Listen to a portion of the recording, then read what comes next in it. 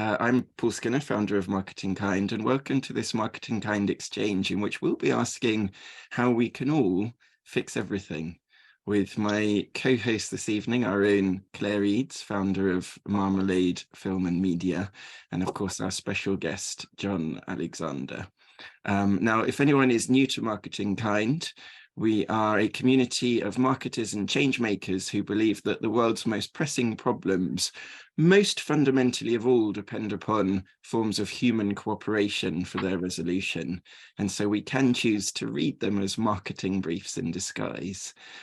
So we come together to upcycle our marketing and business skills to support charities and social enterprises, to coach and support each other in becoming more purposeful leaders in the day jobs. And through our exchange conversations, we explore some of the bigger stories that shape how we live and work and how we might change those stories for the better. And in this evening's conversation, we'll be exploring whether it's time to stop conceiving of ourselves and the people that we serve as consumers, and to more fully embrace our roles as active citizens if we're going to live up to the challenges and opportunities of these very turbulent times. And we can be in better company to help us make that transition. Welcome, Jon. So following a successful first decade of his career in advertising, Jon became increasingly concerned with the impact of consumerism and has since set about on the rigorous pursuit of really understanding how we can replace that story of consumerism with one of active citizenship, undertaking some extensive postgraduate research, setting up a unique consultancy, and obviously writing Citizens, Why the Key to Fixing Everything is All of Us. Now the book has been described, there you go, Paul. It's been described as a deeply hopeful book that really sets to reframe this moment in time as one of huge civic opportunity, not just one of crisis and collapse, and in doing so really opens up a world of opportunity for leaders across sectors and across the world. And so Jon's consultancy, the organization he founded, is the New Citizenship Project, which is a strategy and innovation consultancy as well as B Corp, which really aims to shift that dominant story of the individual in society from consumer to citizen. And NCP's clients include The Guardian, European Central Bank, and European Journalism Centre, to name a few. So there you go, Jon. Can we start by talking about why you actually left the world of advertising? And I think we've got an idea what you turned to instead, but yeah, please talk us through that. I always feel when people read out the acronym of New Citizenship Project, I always feel bad as well. It's like I managed to spend 10 years in the advertising industry and still give my organisation the same acronym as a car park.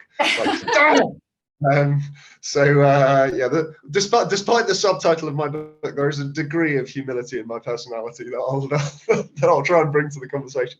No, Look, I guess the thing I would add to that very kind and lengthy introduction, in which I'm very happy to bow several times, I think a key moment in my life was really, and I didn't know at the time, but it was my first boss in advertising described my job to me by saying, what you've got to remember is the average consumer sees something like 3,000 commercial messages a day.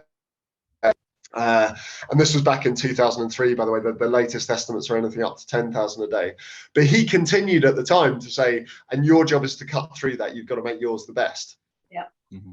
And for a while, I was kind of happy in that second part of the sentence. But then over time, I just started to ask more and more questions about the first part and sort of go, what ultimately landed in the question, what are we doing to ourselves when we tell ourselves we're consumers constantly? Like, what are we doing to our relationships with one another, to what we even believe is possible, when that is the kind of story we're telling ourselves about who we are? And like, when people talk about consumerism in our society today, I think we tend to do it sort of quite lazily. We sort of use that word to really mean overconsumption or whatever.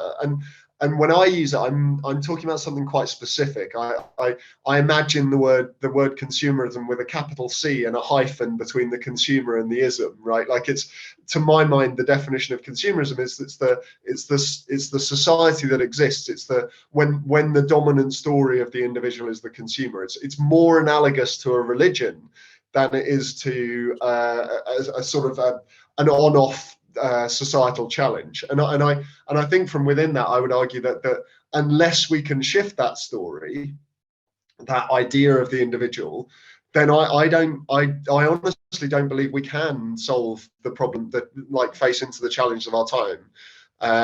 Because trying to fix them from within the logic that they created them, the sort of, whether it's apocryphal or not, the Einstein quote about you can't solve a problem from the level of consciousness that created it. It's that kind of thing. Like, you can't solve a loneliness crisis from within a story that insists on the idea of people as independent, isolated individuals. You can't solve an inequality crisis from a story that talks about economic growth as the key measure of success. You can't solve an ecological crisis, like, primarily, is the obsession I like most centrally focus on, from within a story that says we're separate from nature and that you have to accumulate material possessions. Like, you just can't solve these problems from within that story. And that really is why the title of the book is what it is. It's saying, like, actually, if and only if we step into a different idea of ourselves, then there is a very different set of possibilities that open up.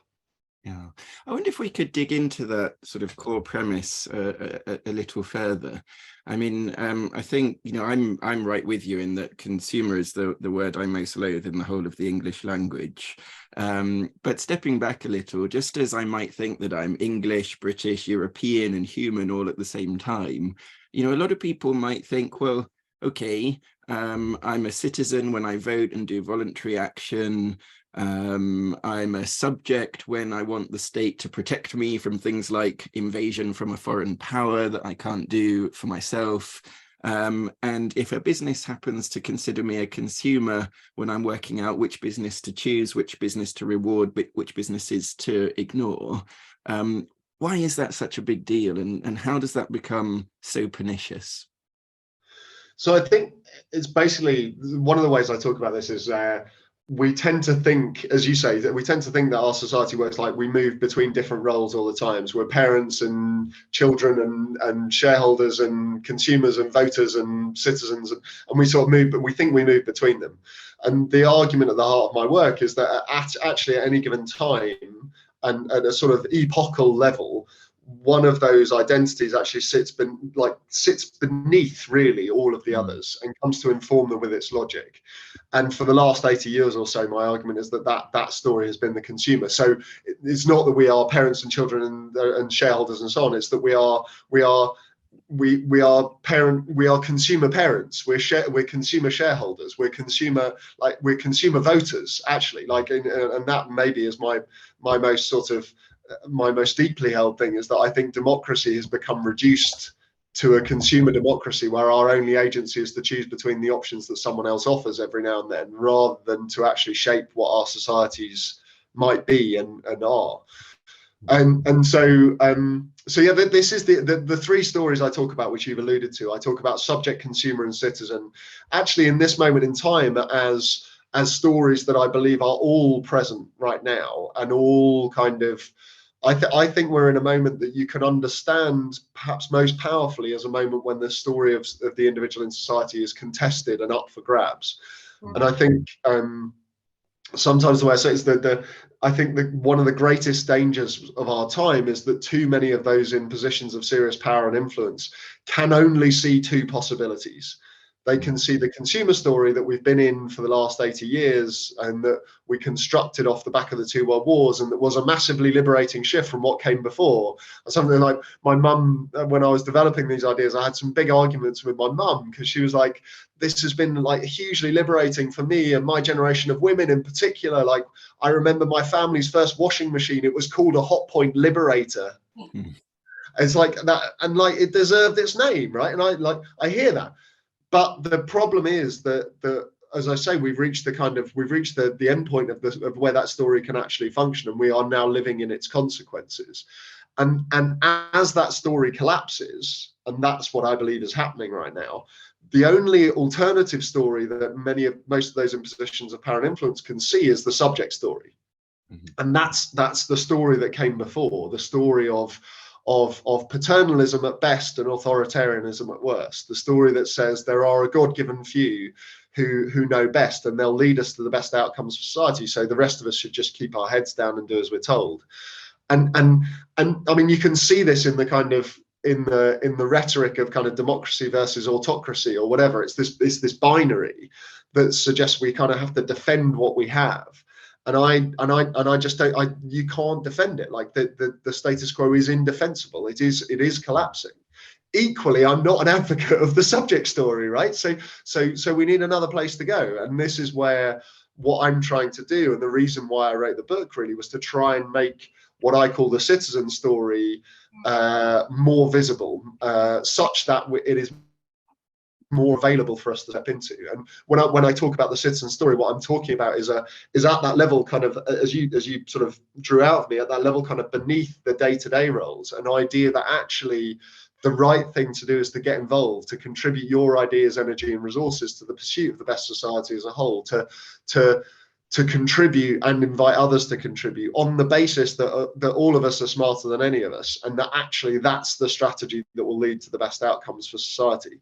And I see that as something that is both emerging everywhere in our society. Like I'm very happy to tell as many stories as you want of the truth of that, but also something that's very deeply rooted in humanity, and takes us right back to kind of, it's older actually than even the subject story. It is the deepest, oldest truth of who we are as kind of fundamentally interdependent, embedded, embodied creatures. And I think that like I say, the reason for writing the book was to go, like, this is, if we don't see this time as the contest for story that I think it is, and see that there are more than two options in that contest, I think we'll end up pushing people into the arms of authoritarianism, frankly, because the systems and structures that we have today just can't solve the problems. Yeah, and actually, Jon, I guess in terms of talking now about that relationship, so the between the citizen agenda that you describe, I mean, what is the relationship between that and the worlds of business and government and civil society? Yeah, I mean, so I think that like I say, what's happened as the consumer story has kind of taken over is that we weren't just consumers in relation to business. We became consumers of democracy and consumers of causes as well. Actually, people who donated and sort of bought our agency, abdicated our agency in return for donations. And I think that what will happen as we make the shift to a citizen society is that we like. We will shape the societies that we have. We will be more participatory. Government and democracy will become far more participatory, and that will be the heart of the shift. But we will also become civil society organizations will reclaim the idea of being movements rather than being kind of professionalized service organizations. And actually businesses, the best businesses, I tend to believe that actually a big part of the shift to a citizen society will be business becoming less of the power in society. I think there's some humility required on the part of business in this moment. But I also think that businesses too can relate to people as citizens. Businesses, certainly purposeful businesses that are trying to do something beyond simply maximize profit, can involve people in meaningful work in the world. And I think that's what will happen. And what is happening. Jon, a lot of authors learn a huge amount when they're writing their books, but then learn a huge amount more when they start talking about them to different groups. And you mentioned just before we started that you'd been on an interesting world tour of citizenship, including engaging with some theories of change from indigenous peoples, Aboriginal ideas, Maori ideas. What are some of the primary learnings for you from your world tour of engaging with citizens on the citizenship agenda? I'm going to do is just tell you my favourite story from the research for the book, and then why that's become so my favourite story as a result of some of these conversations. So my favourite story from research for the book is actually the transformation of the Taiwanese government over the last decade and a little bit more. And the story, I'll tell a fairly, like, I'll try and be brief, but I'll tell a fairly full version of it, and then because it is really key to this key reflection that's come from the tour. Basically, the story starts in about 2012. The Taiwanese government at that time launched what they called the Economic Power-Up Plan, and they did it with TV ads and all sorts that said things like, "Don't let's waste time talking about policies and complicated things like that. We'll get on with growing the economy, and you get on with your lives." It was basically, I sometimes talk about that kind of communication as being "shush, little people, just go shopping," right? And it seemed to go down okay initially. But a group of hackers started to organize, and they called themselves GovZero, because what they did was they created parallel websites to government websites, all with the URLs g0v.tw instead of .gov.tw. And on these sites, they scraped a load of data, made it available for upvote and downvote and comment, and they produced conversation menus so people could like talk about the workings of government over their kitchen tables. And don't get me wrong, it wasn't massive, but it started to grow. And then 2014 came, and the government tried to rush through a trade bill with mainland China under the banner of the Economic Power-Up Plan. And a protest broke out, Occupy-style protest, and the protesters occupied the parliament. And the GovZero gang got a broadband connection in and started streaming footage of what the protesters were doing on social media all over the country. And what they were doing was using GovZero tools to debate the clauses of the trade bill. And then the key moment came. The Speaker of the Parliament came under pressure to boot the protesters out. And he didn't. Instead, he said, this is what should be happening in this space. This is the scrutiny that should be occurring. This is what democracy looks like, essentially. And at that point, the whole story of the relationship between citizen and state shifted. So the Speaker promised that the trade bill would get due scrutiny. It got due scrutiny, got thrown out. 6 months later, there were municipal elections all over Taiwan, and candidates were elected who'd stood by the protesters from all over the country. In response to that, one of the leaders of the hacker movement became a mentor to a government minister and started bringing the operations of GovZero into central government. 2 years on, there was a presidential election, power changed hands, and that person became a minister in their own right. So hacker to mentor to minister in 4 years as a career trajectory is quite fun. Another 4 years passed. When COVID hit, that person led the Taiwanese COVID response, which they characterized by the 3 principles: fast, fun, and fair. You can look this up, by the way. I'm not making any of this up. This is actually true. And they basically crowdsourced the national response. So they set challenge prizes to create apps, track face mask availability, and all this kind of stuff. They even set up a phone line where anyone could ring in with ideas for how the country's response could be better. And the story within the story is a little boy rang up and said, the boys in my class don't want to wear their face masks because they're pink and they think they're girly. So you need to do something to make pink face masks cool. And I think you should work with the baseball team. And then they had 3 days later, they had the Taiwanese baseball team, the little boy and the president, on the national press conference. So and the reason I tell that story kind of in full is then to zoom in on that moment in when the Speaker of the Parliament endorsed the protest. Because this for me has become like talking in these conversations with particularly with a guy called Tyson Yunkaporta, who wrote a wonderful book called Sand Talk. If anyone is on the lookout for the second book you should read after this conversation, then Tyson's book is incredible. But what I've been talking to a lot of people about is this idea of that actually this notion of ourselves as citizens is so deep in humanity, it's so present, that we don't need to spend decades teaching ourselves to be this. What we need is the shift in the dominant story of our societies, and it can happen in a moment that would actually unleash this energy. And what I'm really like obsessed about at the moment is comparing that moment in Taiwan to what happened in the UK in the first wave of COVID. If you remember when it sort of started, and they started too late and all that kind of stuff, but then we had what I would call a subject story message: stay home, protect the NHS, save lives, and it was necessary. Whatever, I'm not going there, but it was a subject story message.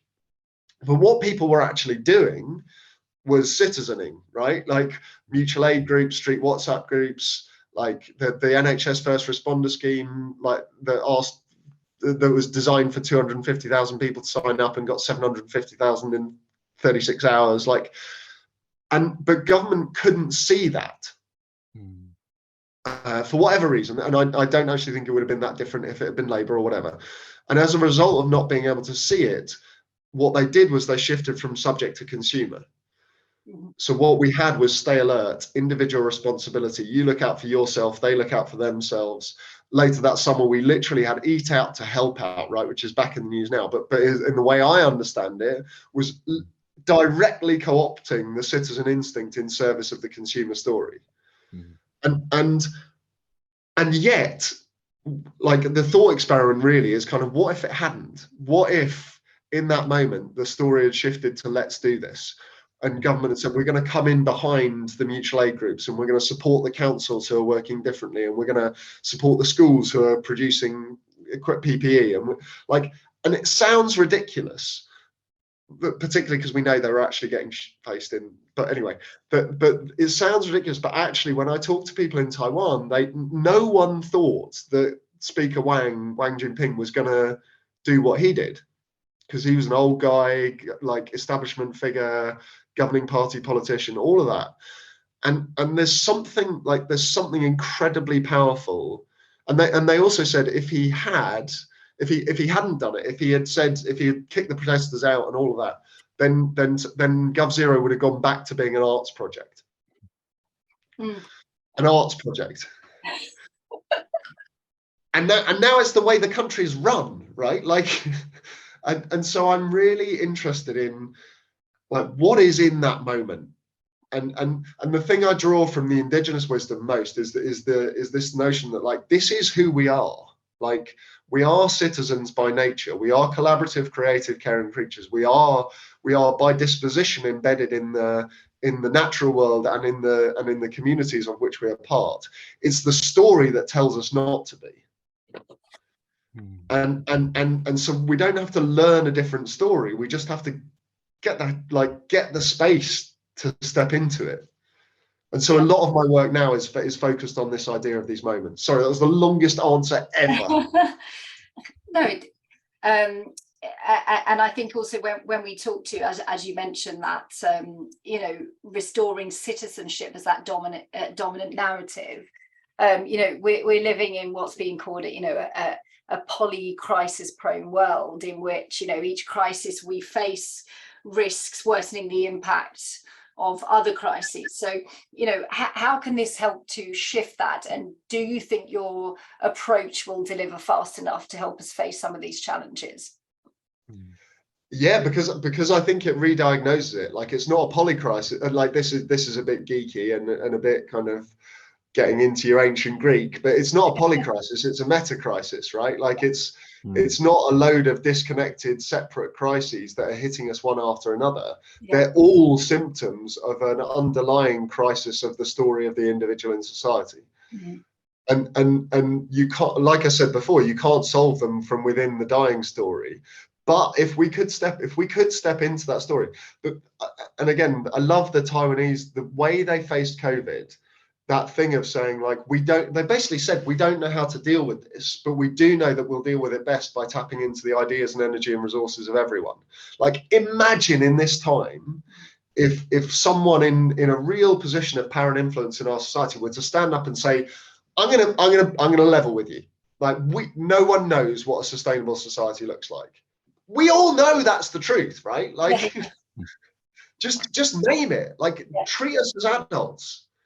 And if they were to say, like, we don't know how to do it, but we do know that if we get everyone on the pitch and we involve everyone, then we're going to have the best chance we could possibly have.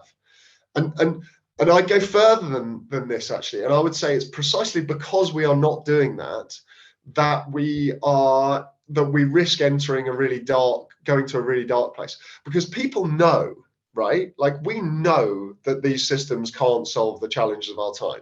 Yeah. and we lose trust in them as a result. Mm-hmm. And then people start to get angry because they're like, well, you're not fixing it, so I'm getting angry. And then people start to get sucked into things like QAnon. One of the weirder, darker moments of the research for the book was I went into the world of QAnon a little bit, just a couple of steps, mind. Yeah. But it's really fascinating because the starting thing is we need you.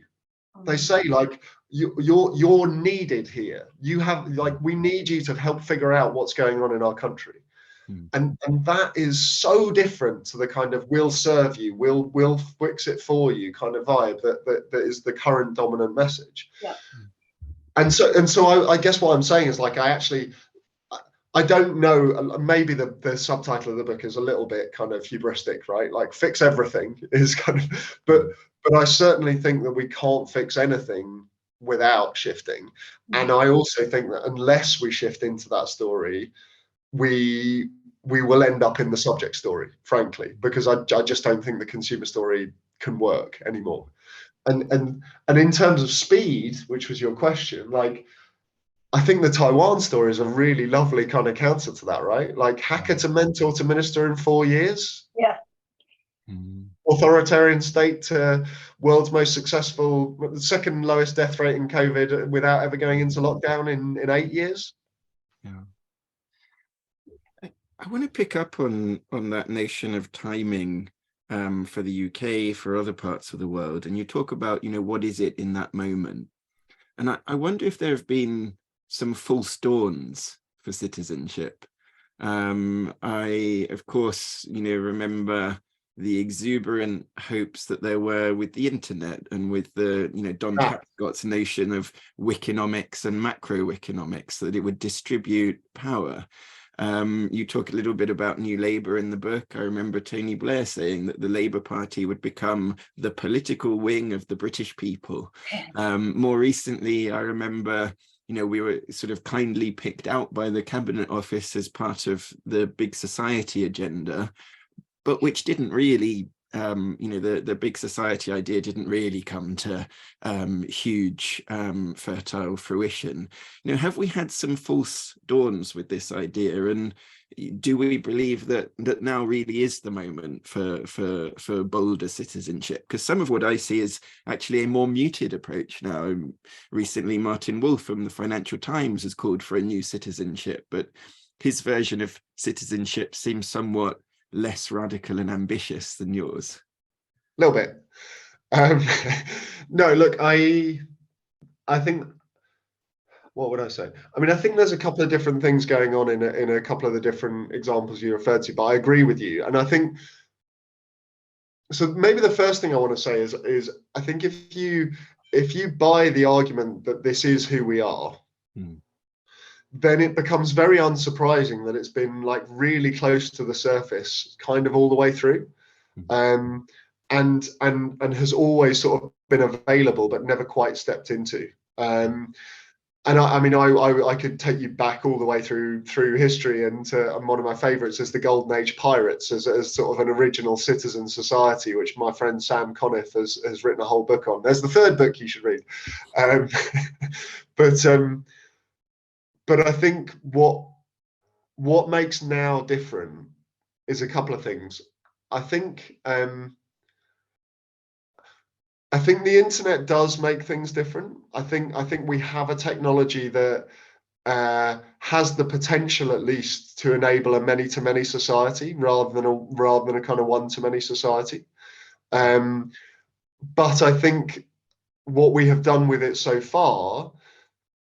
So I often think about the Canadian philosopher Marshall McLuhan, who he had many sort of famous aphorisms, but I particularly like two of them. One of them was, he said, the medium is the message. And what he meant by that was that the dominant medium of a society comes to shape how that society operates, not just in interaction with the medium, but in general. And so in a society dominated by television, we become consumers because we can choose between options, but that's the limit of our agency. In a society dominated by the internet, there's at least the potential of becoming citizens, connecting horizontally with one another and shaping what the options are. The second McLuhan aphorism that I love, though, is he said, first we shape our tools and then our tools shape us. And I think the thing I would say is that most of these moments in sort of relatively recent history that you talked about have been designed and attempted to be seized from within the logic of the consumer story. So I sometimes think like Airbnb and Uber, like when I was first developing this work in like 2013, 14, those things were just getting big. And part of me was like, maybe we don't need to bother with this because like we're going to have a sharing economy. Like everyone's going to, like, it'll solve all the problems for us. The technology will save us. And what's really interesting is, of course, that's not what happened. Like the promise of those technologies was that they would turn every transaction into a relationship. What they actually did was turn every relationship into a transaction. So we became consumers of each other, not just consumers of businesses. And I think therein lies the lesson, right? Like I think this has to be. We actually have to make this shift at the level of story, because otherwise we'll do the big society thing of actually just seeing it as a cover for austerity rather than a genuine kind of investment in transforming how our systems and societies work. Or we'll see it as a kind of a new wave of consumer power or whatever, like it'll get co-opted. But if we can see it, if we can step into this real notion that we're actually trying to design from a different idea of ourselves, I think all the technologies and tools, and when I say technologies, I don't just mean fancy stuff. I mean like citizens' assemblies are a democratic technology and a very citizen-driven one that's about the idea that all of us are smarter than any of us, and if we create the space to be so, then we can do remarkable things. So yeah, maybe I'll leave it there. Great, and you actually answered some of the next question I had in there, John, just about sort of how can we accelerate that transition. But let's talk a bit about the new citizenship project, and how are you tackling this with your consultancy? Irene, my business partner and co-founder, Irene, whose story I tell in the book actually, but she. We sometimes laugh because it's a consultancy business, but as a consultancy business, it's pretty terrible. Which I only say because anyone who sets up a consulting business will tell you that what you do is you figure out what you're doing and then you do it for different people. You do the same thing for a lot of different people, and that is exactly the opposite of what we've done. Because what we've essentially done, really, it's almost more been a research project. Sure. With a consulting business model, and the research inquiry has been like, how can organizations treat people as participants in purpose, treat people as citizens, rather than simply treat them as consumers? And that's still what we're doing, and we're really committed to it. And we are finding, but now I think we've learned quite a bit, and in a lot of ways, the book is the write-up of 8 years of that research project. So we're working with organizations of all shapes and sizes. We've been working with the Body Shop and help them design a new structure as part of their global governance called the Youth Collective, which is trying to evolve towards a kind of citizens' assembly type vibe. Yeah. We've been working with one of the projects I'm most excited about at the moment that you'll all hear lots more about is a thing called the People's Plan for Nature. So on Sunday night, the first episode of David Attenborough's final ever documentary series will air on BBC One. It's called Wild Isles. I know it's about British nature. And what we've been involved in is bringing together the National Trust, WWF and RSPB to hold the space for a really rich participatory democracy process, including a citizens' assembly, to essentially crowdsource what we're calling the People's Plan for Nature. And the idea is that the Attenborough documentary will kind of conduct electricity into that. I'm personally very focused on this idea, and that People's Plan for Nature is I'm particularly obsessed by, because going back to this idea of moments, I think it's probably a first attempt at consciously designing and trying to create a moment, or trying to seize on what might be a moment. A David Attenborough documentary is a pretty powerful kind of convening point in the national psyche. And if we can meet that with this citizen-driven campaign, the ambition. Look, I don't know if it will work. It's a first experiment. It hasn't been done perfectly. I'd love it if it linked up. I can see Laurie Moulton-Oric in here. There were things we should be linking that up with to maximise its impact that haven't been possible, and so on and so forth. And yet, there is something in that is inspired by that GovZero moment, and that is about saying, like, the people are able to contribute meaningfully to this kind of conversation, and create, and we have been able to create the space and invite government into it, whether they choose to step into it, whether there's a speaker Wang ready to step into that, I don't know. And I'm also involved in work with an organisation called the Apolitical Foundation that's about trying to reconceive of how we train our politicians such that they are more likely to see the power of citizens and to see themselves as facilitators rather than just as representatives or servants. But yeah, sorry, these are the live experiences. This is right at the edge of my thinking and learning, is like, how do we, if this is about moments, how do we do that? I want to dig into this a little further, because it's just so relevant to all of us at MarketingKind as well. But I want to ask a couple of questions in one go, which is, first of all, what kind of thing usually triggers a brief in the first place? In that, usually, particularly for businesses, if we're honest, it's usually an internal pain point that causes them to reach out to a consultancy, whereas citizens is really solving an external societal pain point first and foremost. And then secondly, how do we go on to really build a market for this? Because you're leading the way with a really innovative consultancy that is creating a new model of working. But ultimately, for this agenda to really catch on, it's got to become the thing that people turn to far more frequently. And so this is market building. I mean, businesses already know how to buy an advertising campaign, when they might want an online activation campaign. But how are we going to really build a market for organizations to get support in really engaging with us as citizens? What will be the trigger points? How do we build that market far more at scale?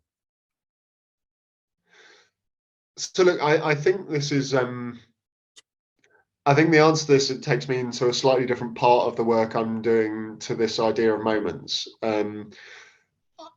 I'd sort of, it's related, but the idea of trying to create these sort of, or co-opt or seize or harness these moments of potential shift does also create some quite broad kind of field building, narrative building work.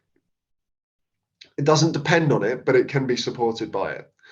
And in that space, one of the sort of primary offers of the book, there's two frameworks really in the book. The first is the subject, consumer, citizen sort of story framework, and the second is what we call the 3 principles of participatory organizations. And these, so the 3 principles of participatory organizations are purpose, platform, and prototype. So the questions are, what are you really trying to do in the world that's so big you need people to do it with you? You can't just do it for them. Platform is, what are the structures this organization creates to make it meaningful and joyful to be part of that work? Not easy and convenient, notes, because people are citizens, not consumers. And the third prototype is how do you build the energy for this way of working? Now, that model is pretty explicitly, in my mind, an attempt to kill the marketing mix, the 4 Ps of the marketing mix: product, price, promotion, and placement. Because I don't believe that with the marketing mix you can do anything other than, even if you're trying to think of people as citizens, you will end up treating them as consumers, because the product, the price, the promotion, and the placement are all things that are in your agency, not theirs, by default.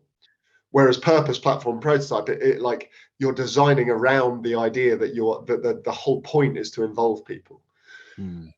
what that looks like in practice and how that spreads, I think, I mean, that's the bit of new citizenship that I think like has got a pretty good kind of consultancy thing that I would be very happy to see as many people as possible copy and play with and steal. But it's because it's a really good way of building impact. I'll say building impact, not building revenue, because you can only use that structure if you are a purposeful organization.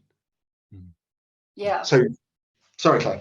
No, go ahead. Sorry, I interrupted you. I was just going to say that the work with the National Trust, I've been working with the Trust. Actually, the National Trust was my kind of haven when I came out of the advertising industry, and been doing some of this work, developing some of these ideas with that organisation for a very long time. So if I hold Purpose Platform Prototype up to them, I go, the purpose of that organisation, it got trapped in a consumer story into thinking of itself as a visitor attraction business that happened to have a conservation charity somewhere in the background. If it steps into a citizen story, it starts to act more like a movement of people who believe that beauty matters and that special places are important.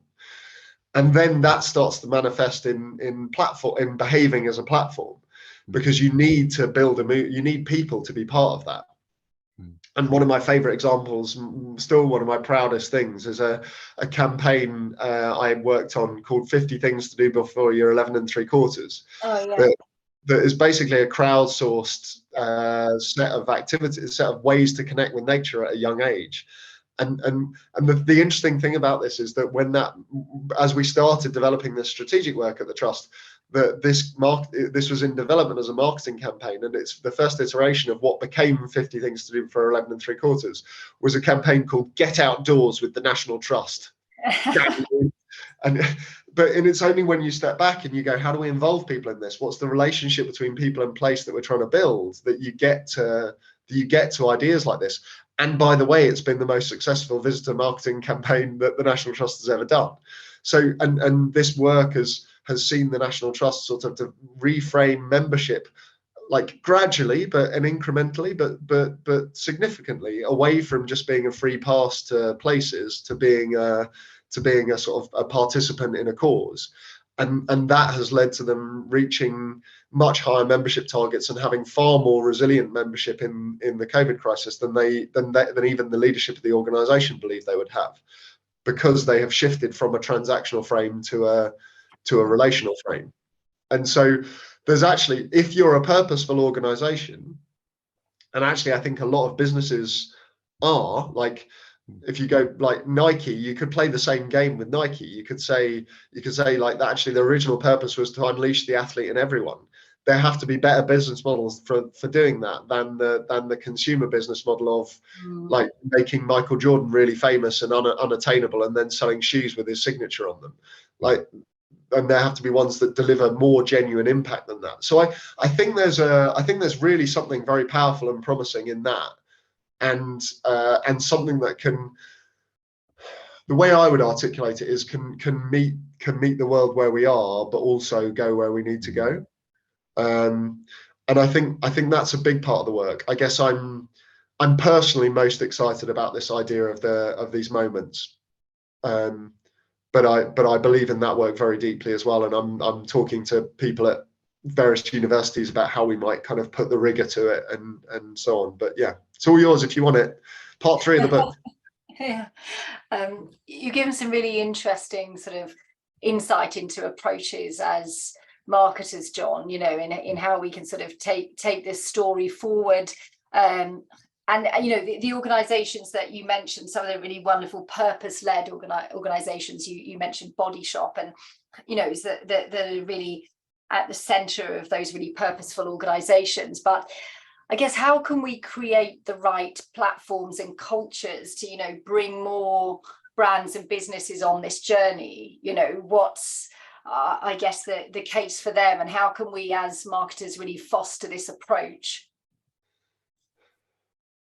I mean, to be honest, the first thing I would say is I'm not convinced with the youth collective aside, I don't yet believe the Body Shop is really behaving as treating people as citizens. I still think that they are primarily acting as a sort of cosmetics retailer that then spends the revenue on some interesting things, and that's still a consumer model in my book. Yeah. What I would love to see the Body Shop do is reframe around the purpose of unleash, like, let's steal the Nike language, right? Like, what if the Body Shop said their purpose was to unleash the activist in everyone? And that would be very different to what Anita Roddick started by doing. Anita was in the consumer story, I would argue. She was in the generate revenue and then spend it on stuff. I think this is different.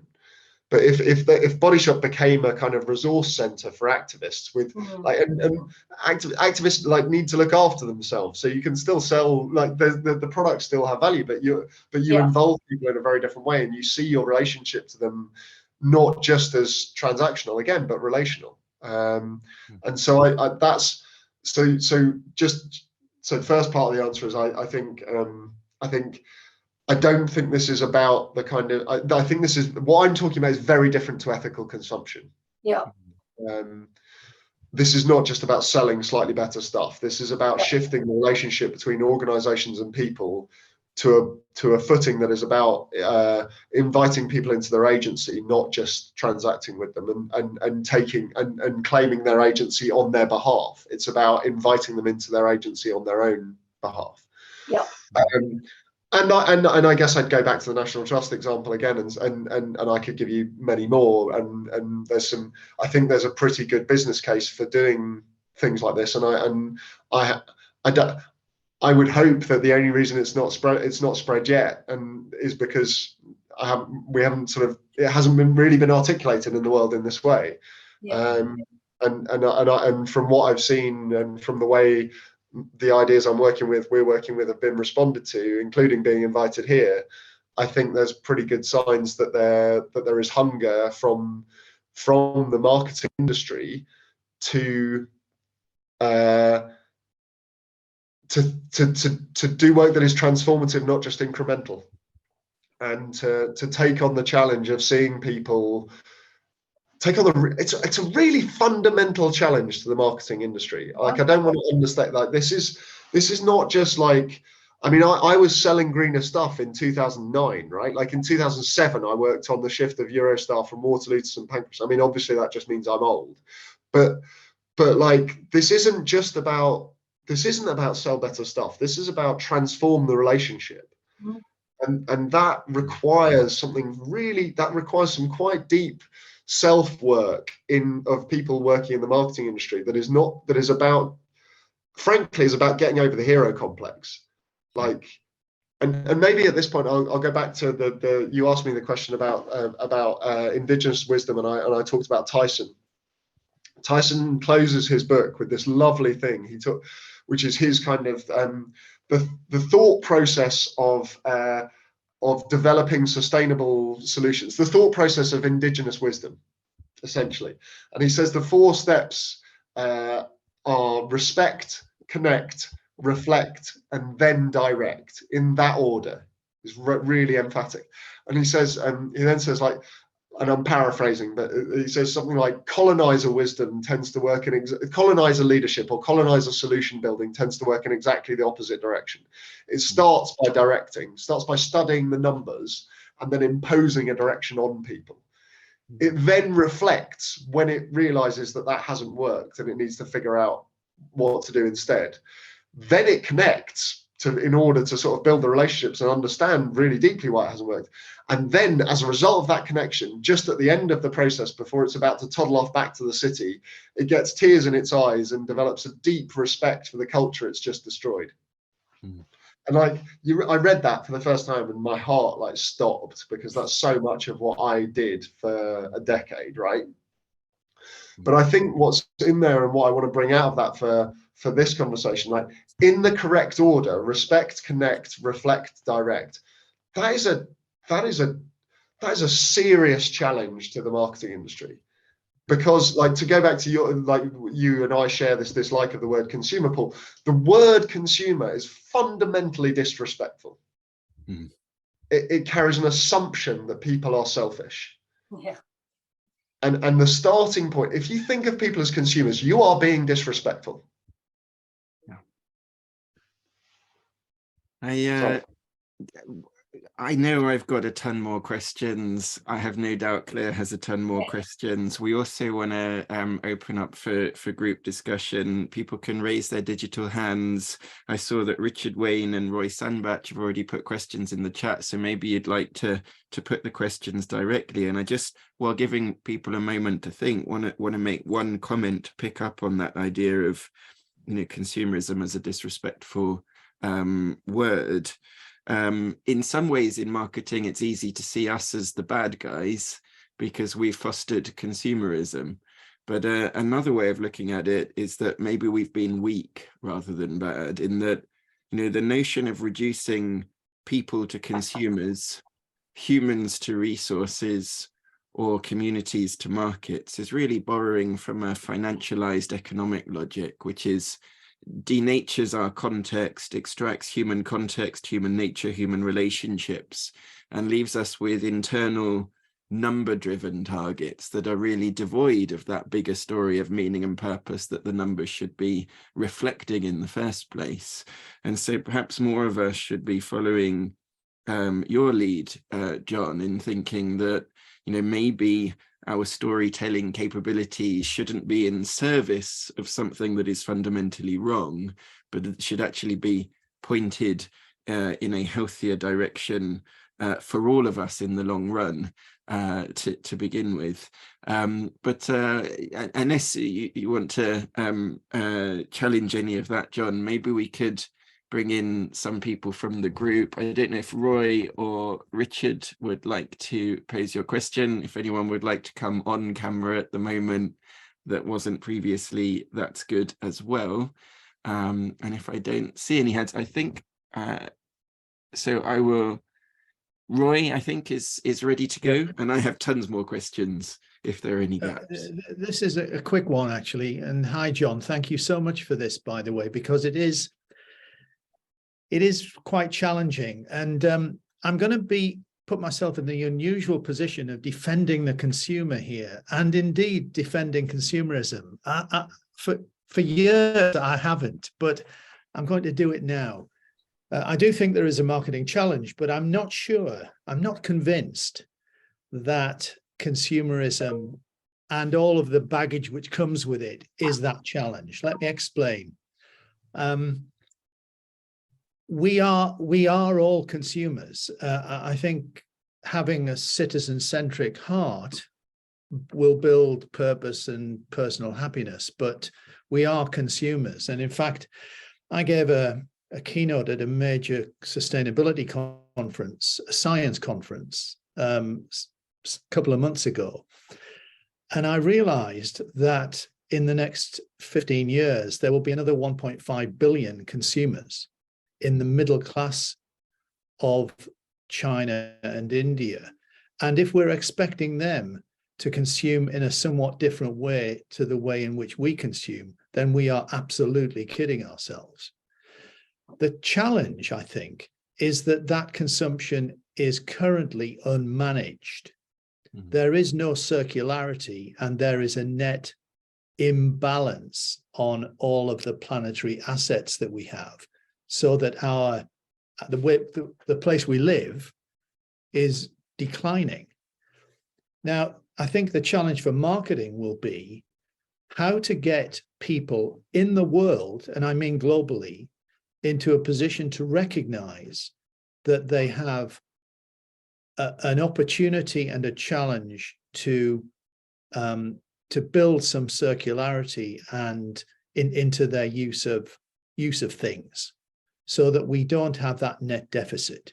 And I see that as the challenge, rather than pushing against what is a natural, existing, global consumer demand environment there. So this is just, that's a huge question, by the way, but nevertheless, I just wanted to ask it because it was an itch. You started by saying this is just a quick one, and then you're like, it was a quick one. No, believe me, I can be a lot longer than that. No, it's all good. No, look, there's a couple of things that I would say in response. The first is, I think it's really, So there's some social psychology to this, and there's a whole thing about nouns and verbs that is really important. And so I take issue with the statement we're all consumers. The statement I wouldn't take issue with is we all consume.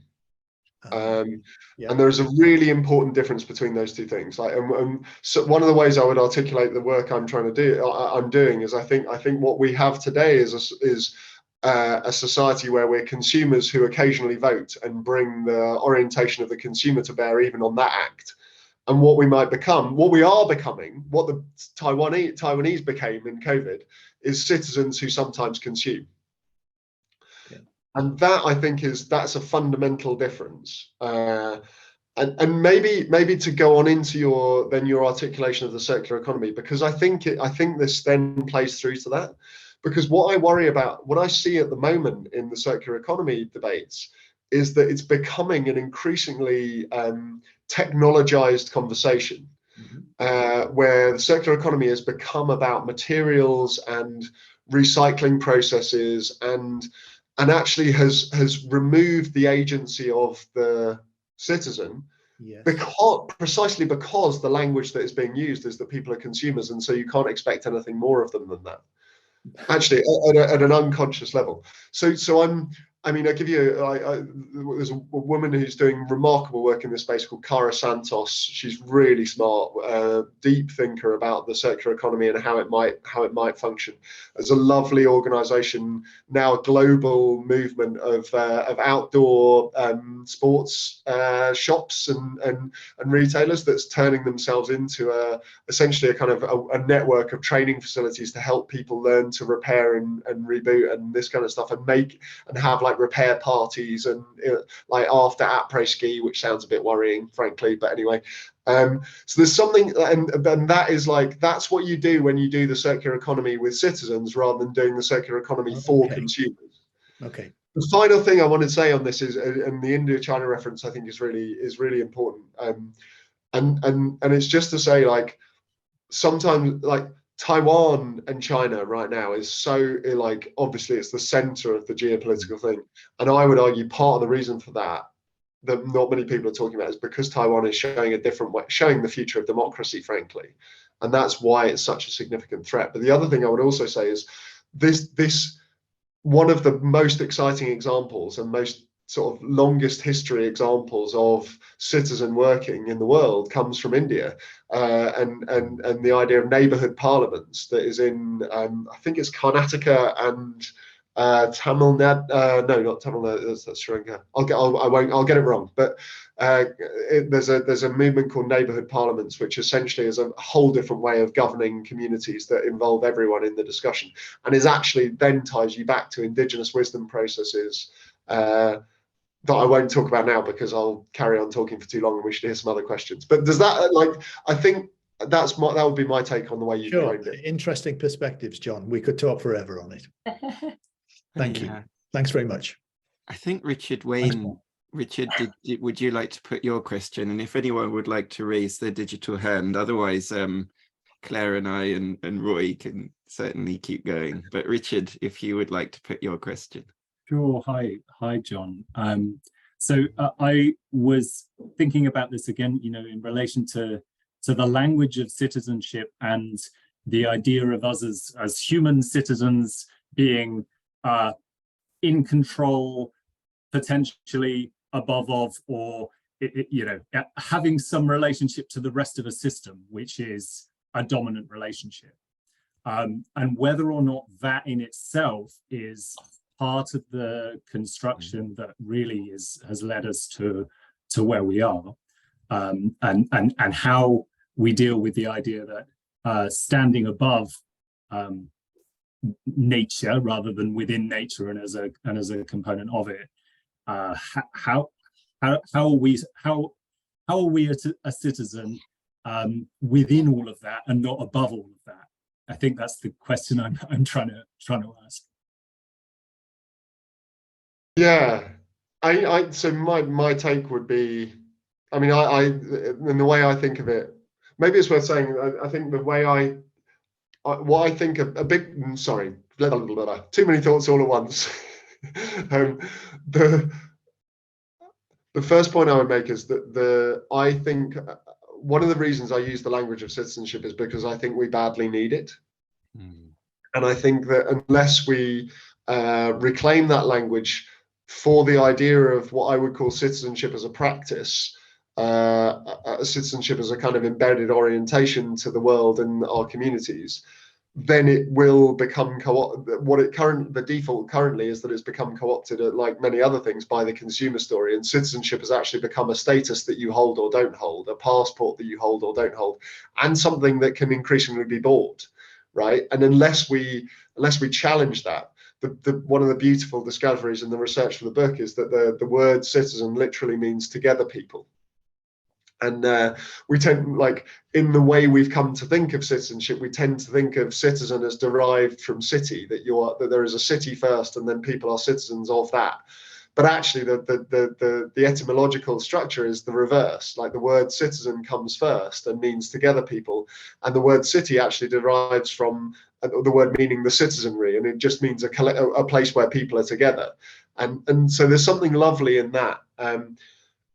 So firstly, that the sort of citizenship as practice, citizen as a verb. There's a wonderful podcast by a guy called hosted by a guy called Baratunde Thurston that I was overjoyed to be on the other day. And it's like, if you're a listener rather than a reader, like, that is just amazing. But to come to your thing about relationship to the natural world, the way I think of it is I think of citizenship as nested rather than, whereas consumer is separate. So I'm a citizen of my town, I'm a citizen of my region, I'm a citizen of England, I'm a citizen of Britain, I'm a citizen of Europe, I'm a citizen of the world, I'm a citizen of the biosphere, and I am embedded in all of those things and interdependent with all of those things. And I think the language has the potential for that, by contrast with the language of the consumer, which makes me a consumer of my place, a consumer of the city, a consumer of the biosphere.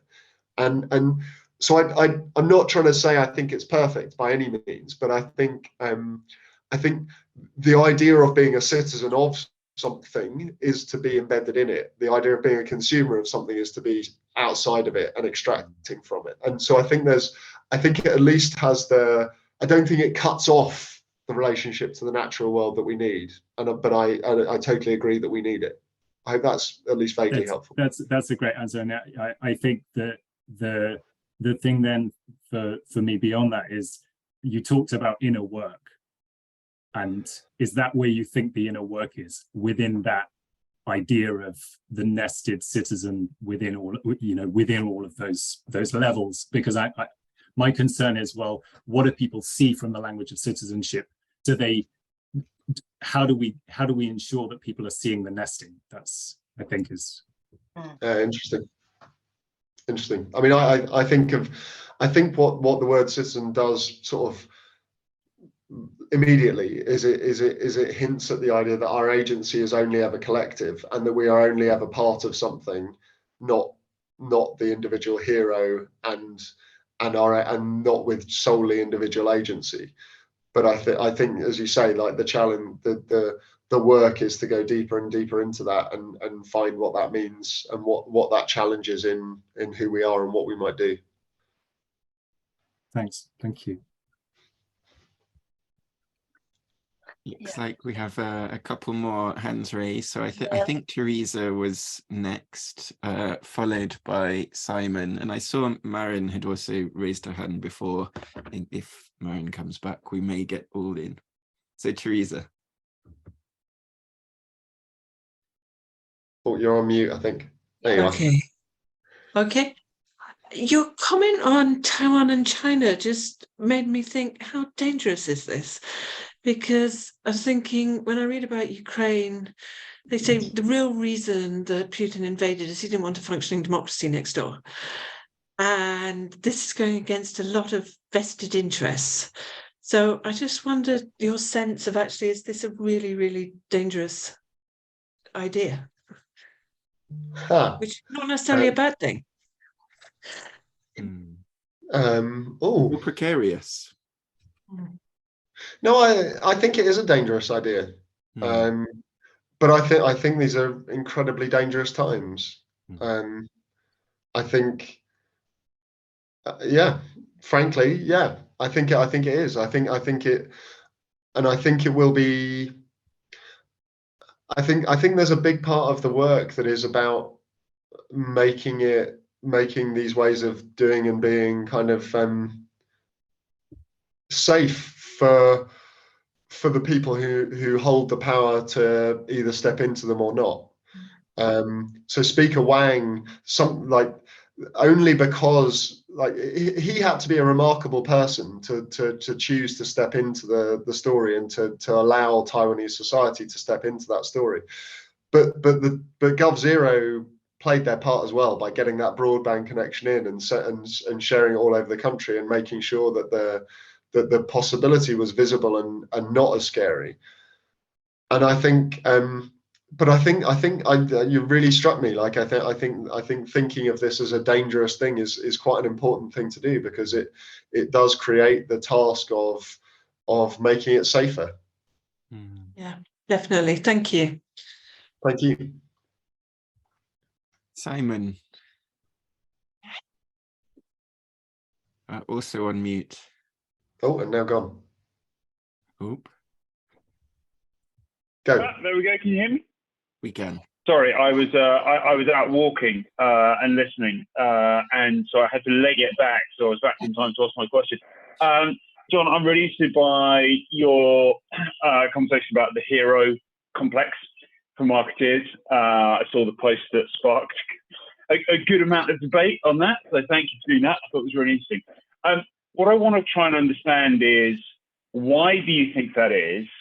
And more importantly, what do we do about it, right? Because there is absolutely some psychology at play here, which is people want, in the same way that you're talking about agency, people in marketing probably are feeling that sense of agency, that they want to come up with a solution, that they want to be part of the answer. And I can't help but sort of feel like part of what you're talking about is sort of that we need to check ourselves and just be willing to let go of the reins a little bit. And it sort of reminds me a little bit of the early days of brands on social media, when they were terrified if someone posted and said, by the way, I didn't really like your brand, and they kind of went into some sort of, spasms of oh my God, what do we do? And trying to sort of say, democratize it. And let's be honest, how much democratizing of brands has actually occurred on social media? I mean, very, very little, right?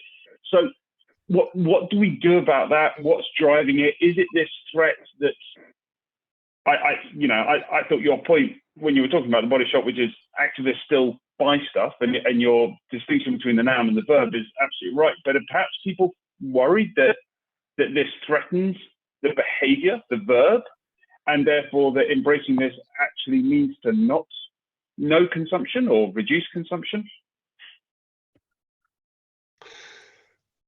So, I mean, I think it does lead to reduced consumption. I think that's probably quite essential. But I mean, one of the ways I like to think about, I mean, you can talk about donut economics and all that kind of stuff. One of the ways I like to think of it is Fritjof Capra and Hazel Henderson wrote an amazing paper a few years back called Qualitative Growth, where they were talking about their assertion was every organism goes through two phases of growth. Firstly, quantitative, where it grows in size, and then secondly, qualitative, where it sort of matures in quality. And I think there's something about that allows us to imagine a society where people are still buying, but they're not buying as much or buying the same things, so I think that's at the level of the kind of out there, like, how does this add up to an economic system that still functions? So your question is in a way a version of one that I got asked hilariously much more rudely on an American podcast, where they said, are you a communist then? Yeah, I'm aware of that didactic. So, which I'm not, by the way. But to come back to the thing about like what can marketing do, one of the things I wrote another thing today, and I think the marketing industry in sort of getting some humility would start by saying the first thing we need to do is give people some space where we're not in people's heads. That there need to be some places where marketing messages aren't in our lives. And I think even just by doing that, by saying like, where should we not be? Like, Should there be advertising to children? Should there be advertising? Should there be times when it's not? Should outdoor advertising be banned? I mean, David Ogilvy was talking about that millennia ago, right? Like and I think just having that conversation about where should we not be would immediately create the space to go, be an act of creating the space to go, we are not going to solve this for everyone. A part of the solution is a big part of the solution is people not just having space, having the cognitive oxygen to be something more than consumers, and we need to create that. And I think if I think they could, Creatives for Climate is a really lovely community, and I did a talk with them the other day. They've now set a task in their community about generating campaigns led from within the marketing industry to campaign for marketing to be in fewer places in people's lives, which is a really lovely kind of head screw. But yeah, it's that really. It's like just like to start with the sense that marketing can't save the world. The world will be saved by people not just being consumers. There is still a role for people with marketing skills, but it starts with having some humility about the extent of that role. Does that help?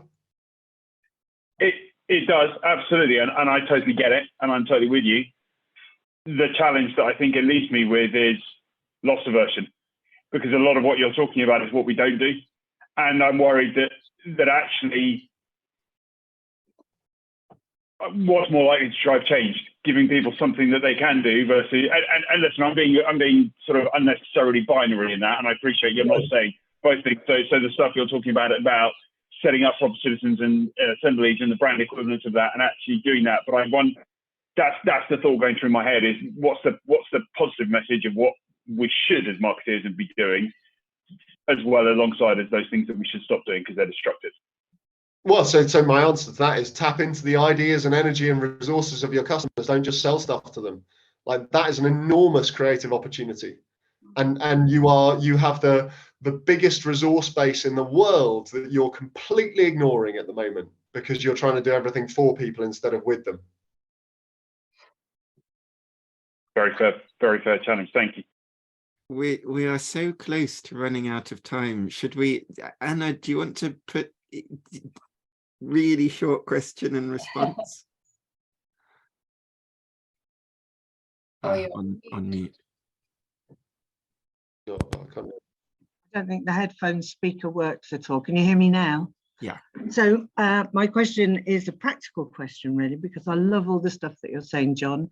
When we met, whenever it was 18 months ago, and we were starting on the CE bill and you hadn't yet finished your book, we were both going at stuff from different directions, but maybe coming to a similar point, although I don't pretend to have as much knowledge about Taiwan as you. My question is, we are on a very, very short deadline, okay, to make some significant changes. And I think that you're absolutely right that we can't do it by saying that we're going to replace the existing system, but we definitely need to shore it up pretty quick. So we have called, well, Extinction Rebellion have called for everybody to turn up at the Houses of Parliament on the 21st to the 23rd of April, which is the weekend of Earth Day. What can we do? What can you guys do practically to make that a moment, please?